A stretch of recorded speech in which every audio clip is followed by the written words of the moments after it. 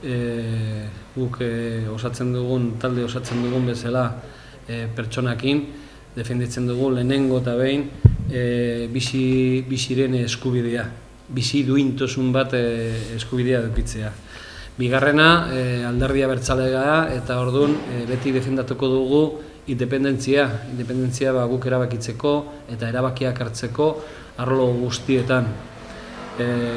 Arlo hontan, esan behar dugu, gure asmoa da, gure Kristinarekin, lortzea abertzale alkatesa bat edukitzea Tolosan. Eta ezin bada, saiatuko gea beste alderdi abertzale bat edukitzea alkatetza Tolosan bertan.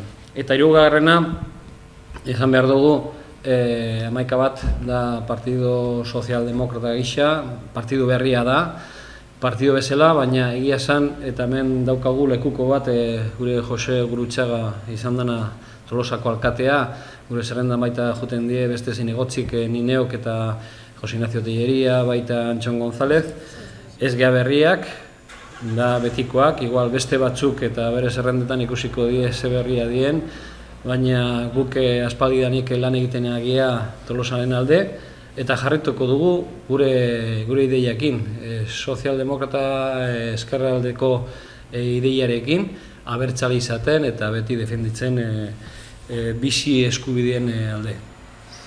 Hoi, esan dut, isladatzen da gure hautagaia, hartu du gure ideiak bera propioak bezala, eta, nik uste dut ilusio handikin joango dela. Esan behar dugu, eta lehen esan dugula, zertarako azaldu dugu, beste partido berri bat, bai Euskadi mailan baita Tolosan, gure helburu nagusia da, batasuna, abertzaleren alderdien batasuna, ez bakartasuna beste batzuk nahi duten bezala, bakarrik beraiek izatea, baizik eta gure herrian, baita Euskadi mailan eta baita Euskal Herrian oso desberdinak gea, baina azken finean abertzaleak. Eta gu sortu gea, mantentzen gure ideiak batez ere batasunai hoi lortzeko. Javierrek esan duen bezala, ilusioz betetan nago, Tolosa herriaren alde lan egiteko.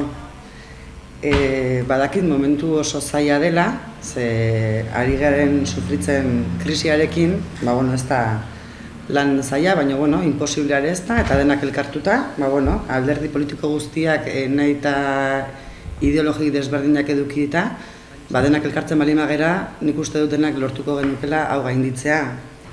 Halare, Javierrek esan duen bezala, saiatuko gara Tolosako alkatea abertzale izatea, izatekotan 11 batekoa. Baina ez bali izateke izango, bidatuko algenun alderdi abertzalekoa izatea.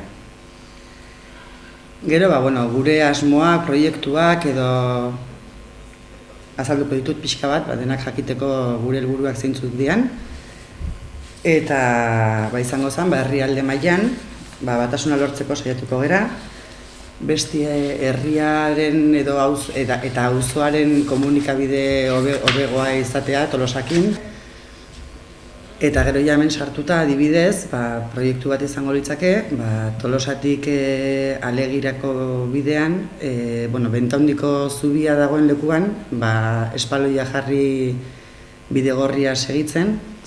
Baita ere, Tolosatik Anotara joaterakoan, arazo berdinarekin topatzen geha. Gero Amarotzeko auzoa adibidez, Tolosakoa da, baina pixkat urrutitu itean ez, eta orduan, oinezkoa egin. Gero beste ideia bat asmoa egiteko, izango litzake pasagune bat, Ibarratik Tolosa, Zumardi Haunditik pasatan. Eta